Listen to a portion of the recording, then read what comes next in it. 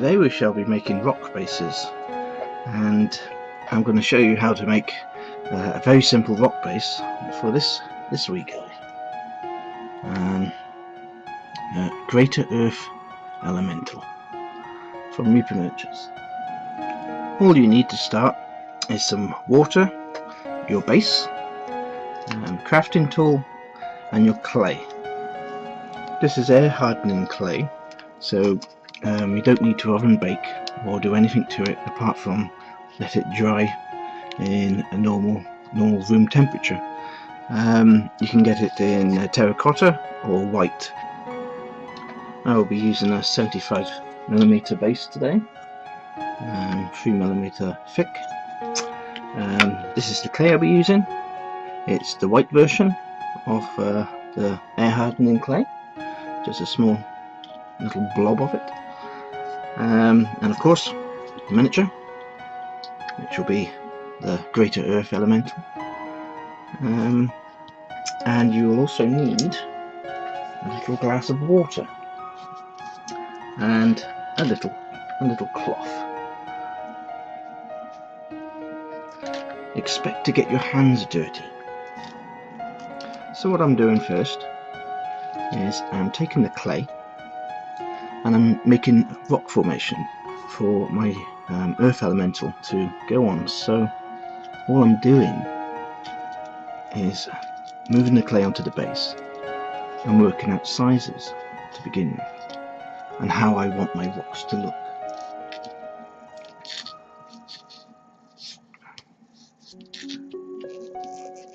It's really just a case of having fun and experimenting. You can do anything you want with this clay, and it works so well.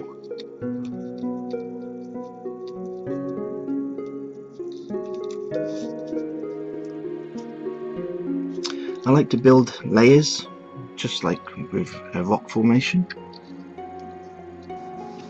So I've added the clay, how I think my base should look.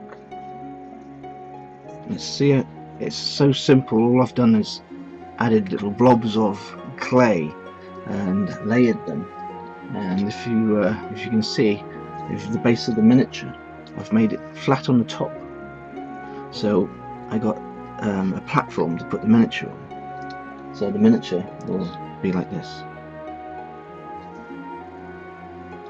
So that's how I want my base so far. All I need to do now is smooth out the clay to get rid of all my little fingerprints, and to do that I use the water. So you stick your little finger in the water and just go over the clay like so. We're not worried about gluing the clay at the minute, because what I'm after is for the clay to dry, and then that's when I shall actually glue to the base. So now the base is ready to dry. What will happen now is we'll come back once the clay has dried. The last thing we need to do as well is with the miniature, if it's got a small base like this, just put the miniature where you want on your base. So I think this is the best angle, and I will impression the miniature into the clay. Just push him in a little bit.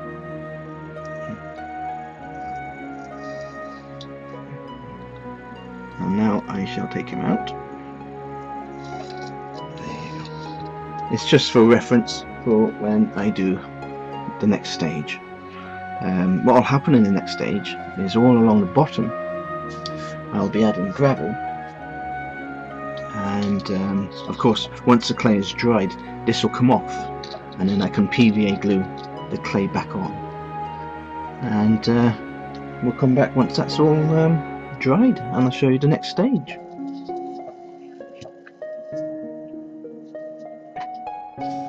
Once the clay is completely dry, it should just come away from the base, like so. And what we can do now is we use PVA glue to stick the clay to the base. So just put a dab of your PVA glue onto the base. Get your cheap nasty brush and just spread the PVA all across the base.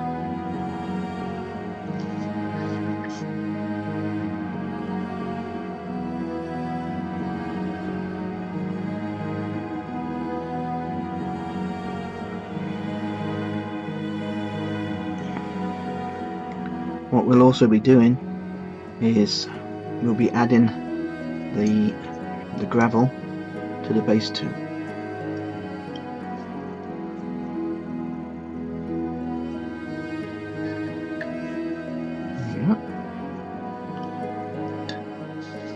All you need to do then is you stick on your clay, and this will bond really well once dry.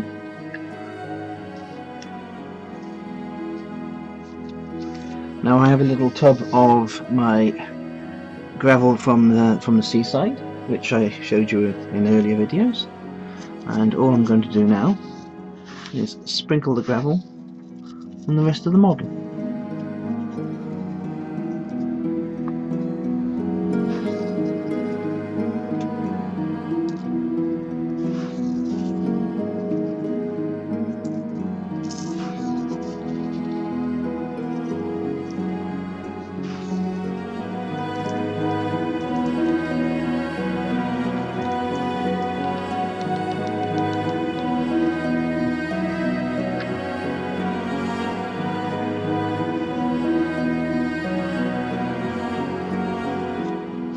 Once this is all dry, we'll come back and I can show you the next stage. Now the base is dried, we can prime the base with an undercoat. I'm using one of the paints from the local hobby shop. All acrylic paints work very well with clay, so again it's up to you which acrylics you use. I'm using this one because it only cost £2, and no, you don't want to use a tiny little pot of your expensive paint to do this amount of miniature, so it works well for this. The first coat you want to put on nice and thick.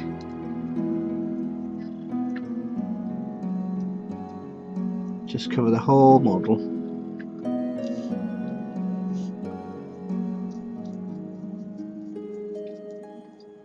What's really nice about painting rocks and scenery like this is once it's all painted the same colour, everything just moulds in and it looks like it's supposed to be that way.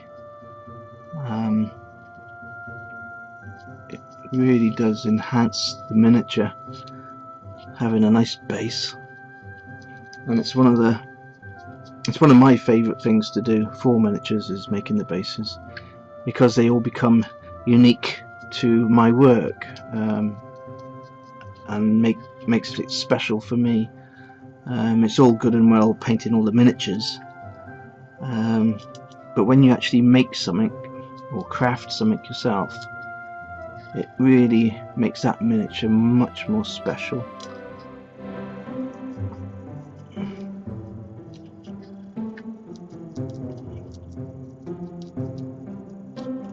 So I will finish doing the undercoat and I will come back once I've done it. So far I have put 2 coats of grey on the base, and it's ready for an ink wash. What I use is Nuln oil from Games Workshop, fantastic oil, black, and all you do is cover the whole base in the black oil, and it will bring out all the shadows and give you something to work from. The next stage after this will be dry brushing. You want to cover the whole model in a good coat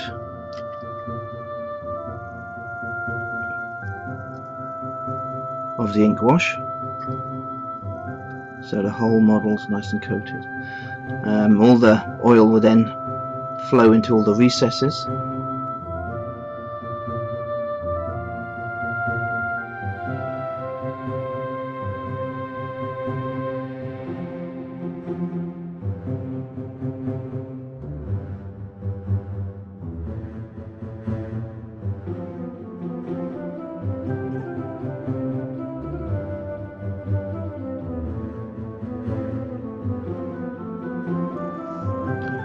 Now we've finished adding the ink wash, we just let this dry and we can go on to the next stage, which will be the dry brushing.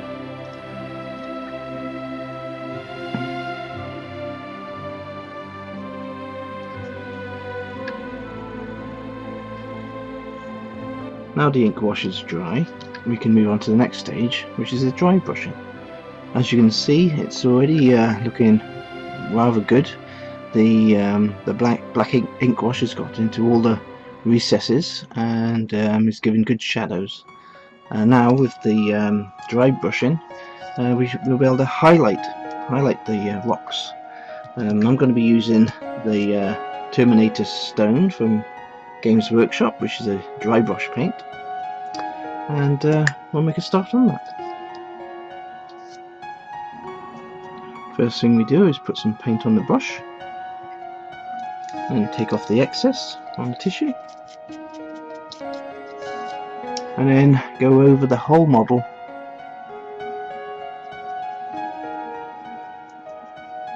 and instantly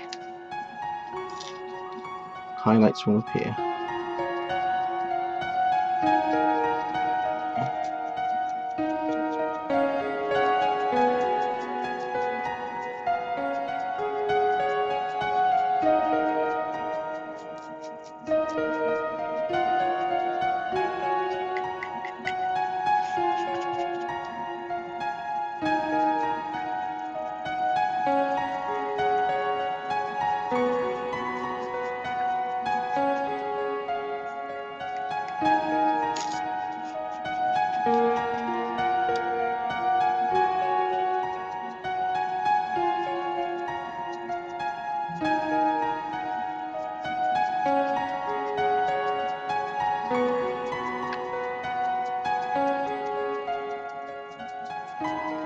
The more paint you put on, the lighter the rocks will become.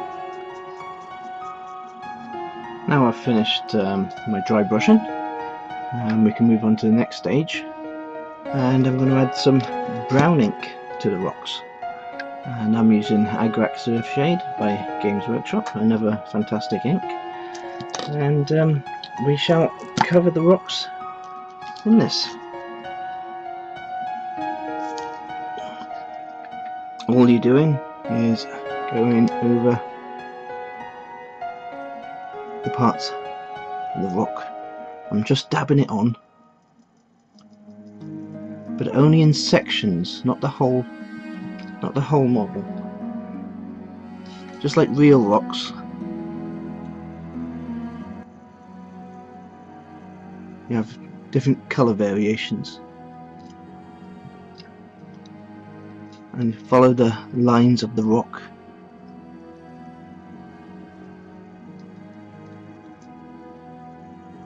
And it really makes the rock jump out and come to life.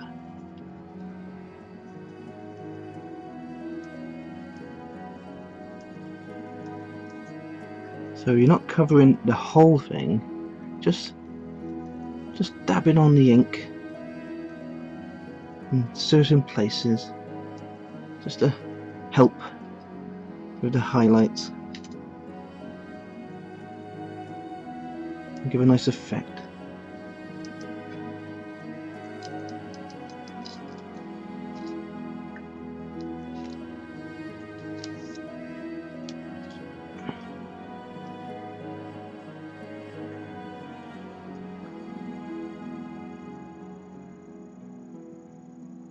If you're unhappy with any parts, you can use a tissue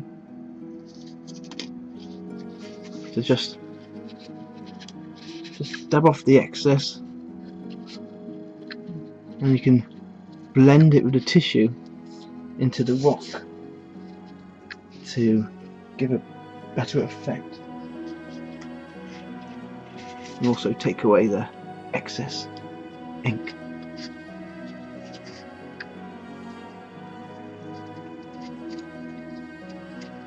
You're after a weathered look.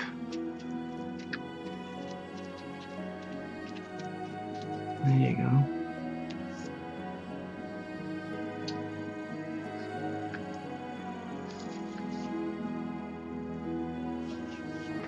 For the last stage, I'm going to just add some green, so it's like a mold effect.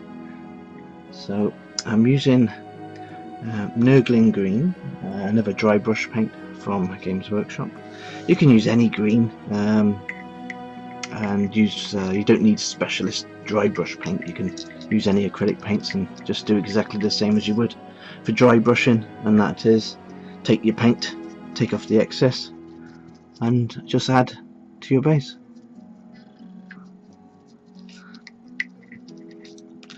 I really like adding the green to the rocks. It makes it look old.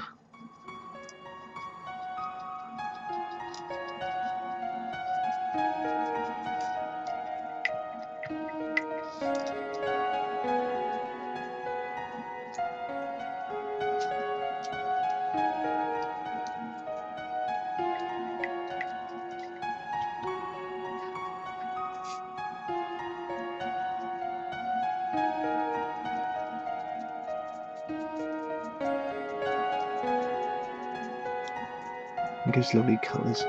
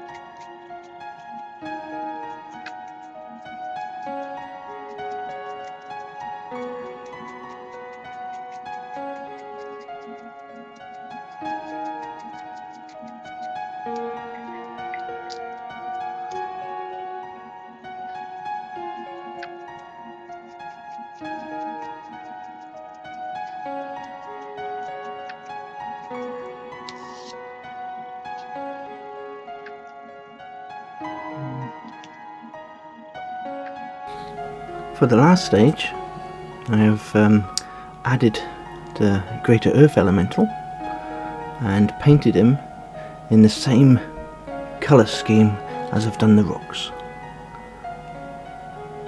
and it all blends in together well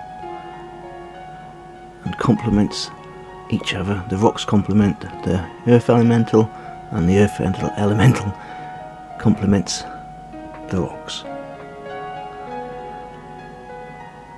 And there you are.